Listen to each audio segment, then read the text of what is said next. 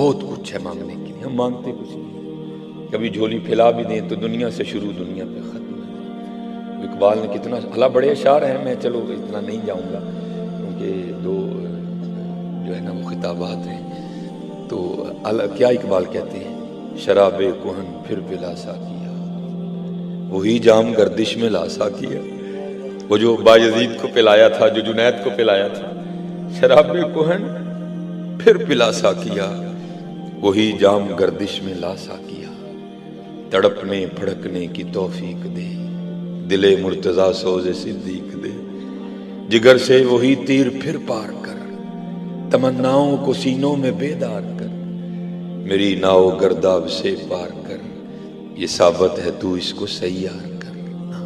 مانگا کرو حضرت، مانگا ہے آج وہ مائل بکرم، اور بھی کچھ مانگا، بس کمی ہے تو ہم میں ہے۔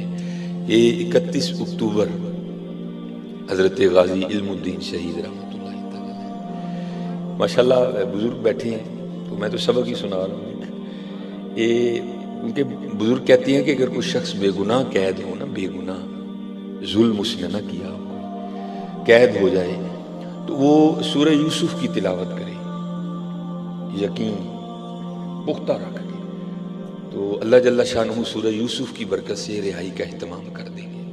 اگر پڑھ نہیں نہ سکتا تو کسی سے سن لے، اگر سن بھی نہیں سکتا تو پھر کسی کی ڈیوٹی لگا دے، بھائی میری طرف سے پڑھنا۔ یہ بزرگ کہتے ہیں کہ حضور امیر ملت پیر سید جماعت علی شاہ رحمۃ اللہ تعالی، حضور پیر میر علی شاہ رحمۃ اللہ تعالی، تو کچھ اور بزرگ اکٹھے ہوئے اور آپس میں اسی موضوع پہ گفتگو ہوئی، بھائی علم الدین تو بے گناہ ہے، اس نے تو وہ کام کیا ہے جو کسی کسی کے حصے میں آتا ہے، تو اس کو قید کر دیا، تو اب زور چل نہیں رہا، کیا کریں؟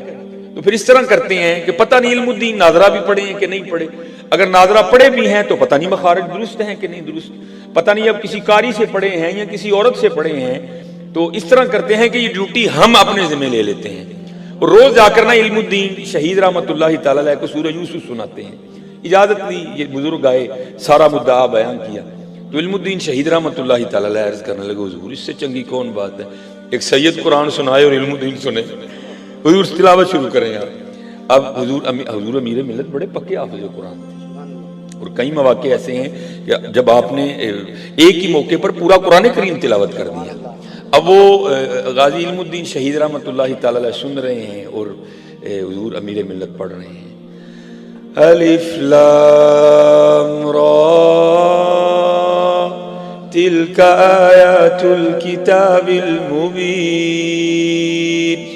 انا انزلناه قرآنا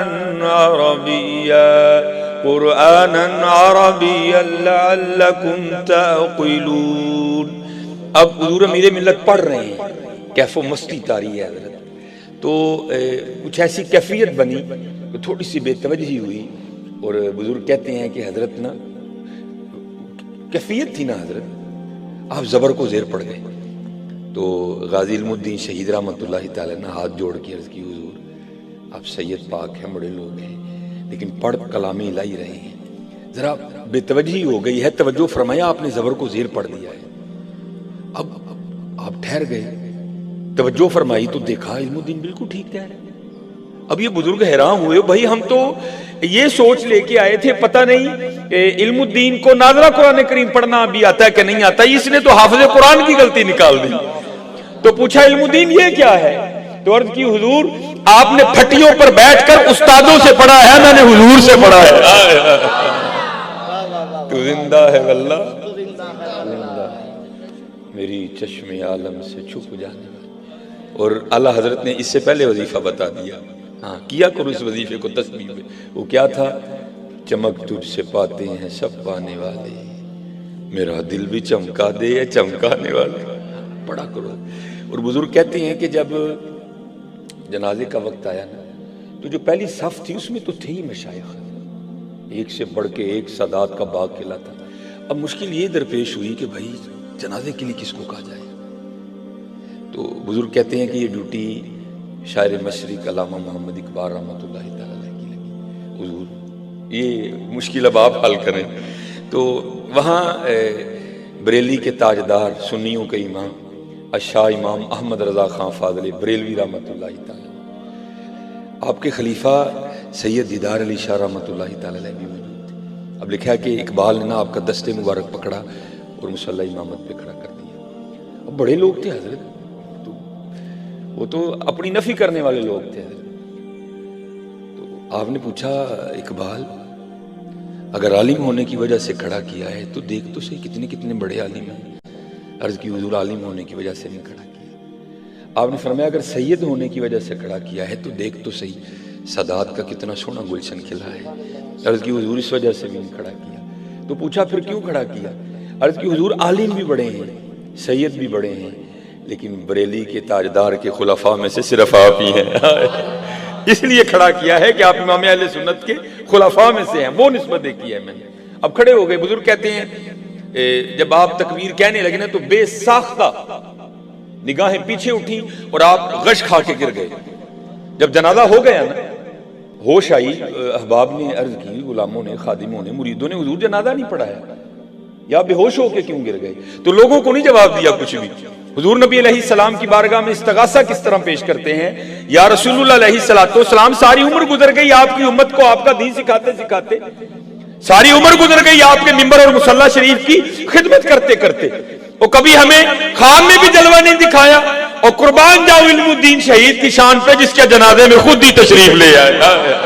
ہاں یار تو زندہ ہے واللہ، تو زندہ ہے واللہ، میری چشم عالم سے چھپ جانے والا. چلو میں میری بھائی عادت ہے میں اس طرح شادی سے گفتگو کرتا ہوں نہ، کیونکہ یہاں فائدہ ہے کہ میں کو سیگے بتاؤں، میں کو گرامر بتاؤں. مقصد ہے چلو یار وہ کھم پہ جان کو رو لئی، شاید کو معافی مل جائے. یہ ہمارا بہت بڑا نقصان ہوا. سائیوال شریف سید منظور احمد شاہ صاحب کا وصال ہو گیا. آپ کی بڑی خوبصورت تصنیف ہے مدینۃ الرسول علیہ السلام. اور مدینہ پاک تو حضرت وہ خطہ ہے نا جس پہ بڑا لکھا گیا، لیکن میں کہتا ہوں جتنا بھی کوئی لکھ لے لیکن پھر بھی اس کے راز نہیں کسی کو سمجھ آ سکتے ہیں. امام حسن رضا خان فاضل بریلوی نے لکھا بھی تھا. آپ کہتے ہیں عجب رنگ پر ہے بہار مدینہ کہ سب جنتیں ہیں نثار مدینہ، مبارک رہے اندلیبو تمہیں گل، ہمیں گل سے بہتر ہے خار مدینہ. اس میں حضرت لکھتے ہیں کہ حضرت نے بڑا وقت مدینہ پاک میں گزارا، اور حضرت اب لفظ بڑے سستے ہو گئے ہیں، بڑے سستے ہو گئے ہیں. پہلے عمریں گزر جاتی پھر کہیں جا کے میڈل لگا کرتے تھے، اور بڑے لفظ سستے کر دیے لوگوں نے. عاشق مدینہ تو ایویں ہی حضرت جس کو چاہ بنا دیا، لیکن حضرت عاشق مدینہ ہونا کو سوکھا کام تو نہیں ہے. یہ اسی میں لکھتے ہیں مدینۃ الرسول میں نا شاہ صاحب نے بڑا وقت گزارا. آپ فرماتے ہیں مجھے کسی وجہ سے نا پاکستان آنا پڑ گیا، تو یہ غم کاٹ رہا تھا مجھے کہ پاکستان جا کے مدینہ کے بغیر کس طرح وقت گزرے گا. کہتے حال یہ سمجھ آئی کہ میں نے ٹیپ ریکارڈر خریدا، اس میں کیسٹ ڈالی، ریکارڈنگ کا بٹن آن کر دیا اور مدینہ پاک کی گلیوں میں نہ گھومنا شروع کر دیا. اور اگر کہیں کو مدینہ طیبہ کے لوگ کھڑے ہیں نا ان کی آواز ریکارڈ کرنی شروع کر دی. اگر کسی درخت پہ مدینہ پاک کے پرندے بول رہے ہیں تو ان کی آواز ریکارڈ کرنا شروع کر دی. اور نظریہ یہ تھا کہ جب پاکستان جاؤں گا نا تو اگر مدینہ پاک یاد آئے گا تو کیسٹ لگا کے سن لوں گا. تو آپ فرماتے ہیں کہ وہ نا ایک جگہ سے میں گزرا تو وہاں چند بچے کھیل رہے تھے حضرت، چند بچے کھیل رہے تھے فٹ بال. اور یہ تو حضرت کہیں لکھا ہی نہیں نا، نعرہ تکبیر، نعرہ رسالت، نعرہ تحقیق، نعرہ حیدری، علماء حق اہل سنت.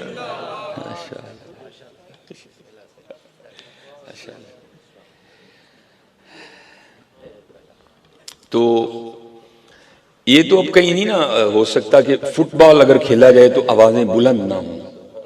آپ فرماتے ہیں وہ بچے فٹ بال کھیل رہے تھے تو میں پاس ہی جا کے نا چٹان پہ بیٹھ گیا. اب ہاتھ میں ٹیپ ریکارڈر ہے اور آنکھوں سے آنسو جاری ہے. آپ فرماتے ہیں بچے فٹ بال بھی کھیل رہے ہیں اور مجھے بھی دیکھ رہے ہیں.